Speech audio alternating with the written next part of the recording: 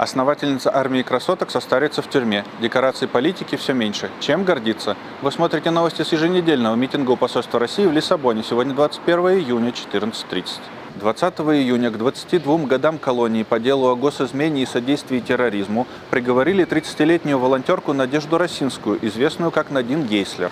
В начале полномасштабной войны основанная ей волонтерская группа «Армия красоток» активно помогала украинским беженцам на оккупированных территориях Украины и в Белгороде.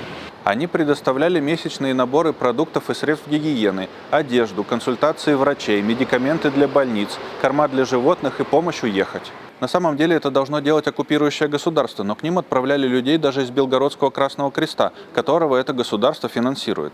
Мое желание помогать вызвано ценностью этих людей и их жизни, и того факта, что они страдают незаслуженно, говорит Надежда в своем последнем слове в суде.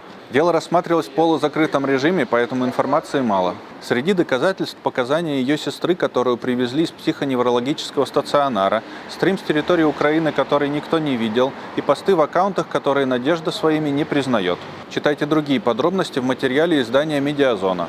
Седу Сулейманову, девушку из Грозного, которую выкрали и, возможно, убили родные, после того, как она уехала в Петербург к жениху, наконец объявили в розыск как без вести пропавшую.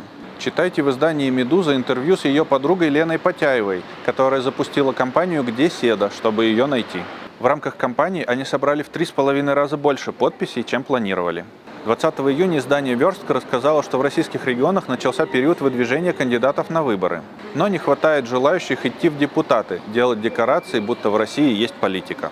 И хорошие новости. Мы поздравляем Сергея Тихановского и 13 других политзаключенных с освобождением из белорусской тюрьмы.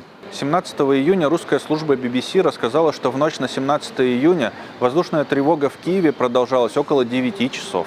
В результате массированной атаки погибли 28 человек, более 130 ранены, обрушился подъезд 9-этажного жилого дома.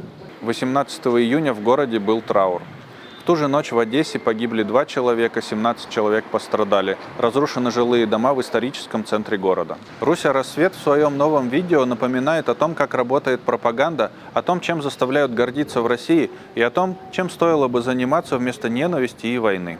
Слушайте и смотрите новое стихотворение «Я русская» или «Гибридная пропаганда» и оставайтесь людьми. Если вы хотите, чтобы изменения в России произошли, делайте свой вклад.